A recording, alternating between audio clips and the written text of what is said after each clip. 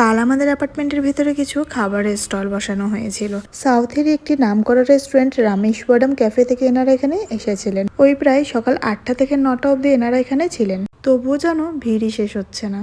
আমরা তো এখানকার খাবার দাবার ট্রাই করবোই, তাই ভাবলাম তোমাদের সাথেও একটুখানি শেয়ার করি। আমাদের অ্যাপার্টমেন্টের সবাই হয়তো কাল ব্রেকফাস্ট থেকে শুরু করে ডিনার অবধি এখানেই সেরেছে। যদিও ডিনারটা আমরাও কালকে এখানেই করেছি, ভীষণ ভালো খাবার দাবার ছিল। একটা জিনিস বেশ ভালো করেছে এখানে, যার জন্য দোকানে ভিড়টাও বোঝা যাচ্ছে না। এই যে দোকানের সামনে একটা স্ক্রিন লাগানো রয়েছে, যার মধ্যে নিজেদের পছন্দসই খাবারগুলো সিলেক্ট করে নিয়ে অর্ডার প্লেস করে দিতে হবে। এরকম দুটো চিরকুট বেরিয়ে আসবে, তার মধ্যে একটা ওনাদের দিয়ে দিতে হবে, একটা নিজেদের কাছে রাখতে হবে।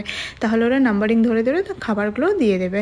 এখানে বেশ কিছু সাউথ ইন্ডিয়ান ফুড ছিল, যেগুলোর নাম বলাটা আমার পক্ষে এই মুহূর্তে অসম্ভব।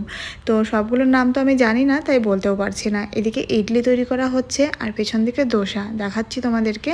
সাউথ ইন্ডিয়ান খাবার দাবার তো এখানে ছিলই, সাথে অনেক রকমেরই খাবার দাবার ছিল। তো ওই যে ওই দিকটাই দোসা করা হচ্ছে, আর এই দিকটায় করা হচ্ছে ইডলি। অনেক ধরনের ইডলি, অনেক ধরনের দোসা, সব কিছুই ছিল। তো আমরা কি কি খাবার নিয়েছি তোমাদেরকে দেখাবো, দাঁড়াও। এই যে আমিও এখন এখানে লাইন দিয়ে দাঁড়িয়ে গেছি খাবার দাবার নেওয়ার জন্য।